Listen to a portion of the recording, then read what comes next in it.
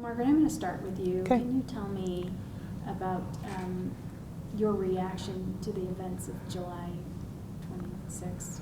Yeah, you know, when I first heard about it and saw some of the tapes, I was absolutely appalled. It was totally an unexpected event. Nothing that I ever would have thought would have happened to one of our nurses here at the university. We immediately responded, working with Alex, making sure she was okay. That was my first priority. And then also meeting with other key leaders in the organization and the police department to start the process of figuring out how we're going to make this never happen again. So we put some new things in place, and we've been working ever since to try to make sure that that our policy is clear, simple, and we don't ever have any of these interactions again. Will you explain this new protocol? Sure. In the past, the nurses have been, the patient care nurses have been taking care of their patients, and the police officer comes up and they interact together with whatever the police officer needs.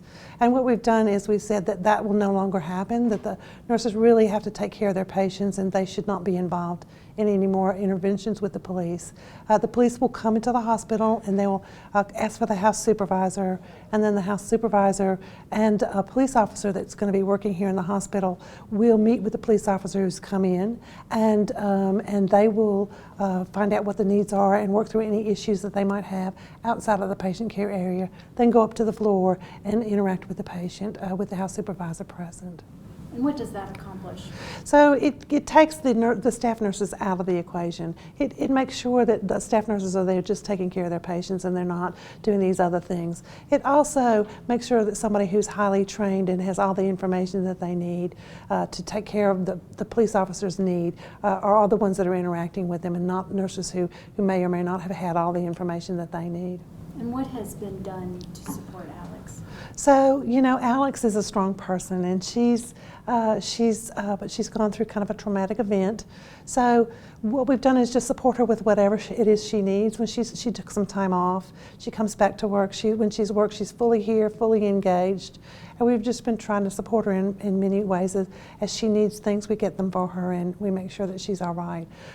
So it's going to take some time for her to work through this, and we're here to support her in wherever she is in her path to getting back to fully normal. And we're here with, you're sitting here with Chief Brophy today. Can you tell us what you're hearing from nurses?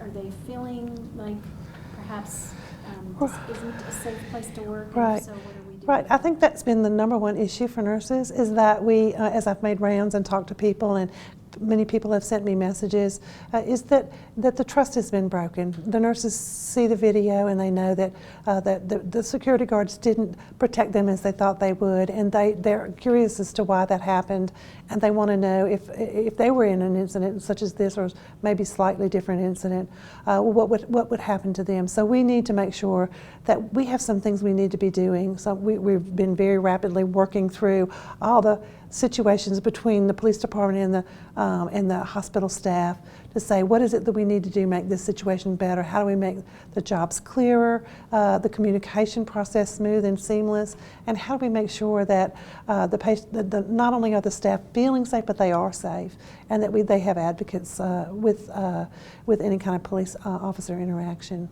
So Chief Brophy, I want to ask you, when you hear this, that some of the trust has been broken, can you address that? Yeah, that breaks my heart. I get into this business to protect and serve, and without the community trust, we don't have a job.